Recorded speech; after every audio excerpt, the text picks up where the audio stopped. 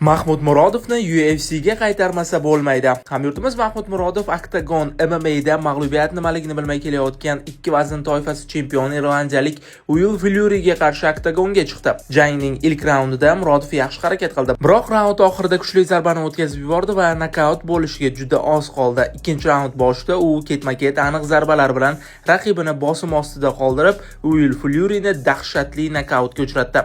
Ushbu g'alabadan so'ng Mahmud Murodov Octagon MMA'da ikki vazn toifasi chempioniga aylandi. Ma'lumot uchun Mahmud Murodov avvalroq tashkilotning o'rta vazn chempionlik kamarini qo'lga kiritgandi. Bugungi tarixiy g'alabasi bilan u yarim og'ir vazn toifasi chempionlik kamarini ham qo'lga kiritib, ikki vazn toifasida chempion bo'lishga erishdi.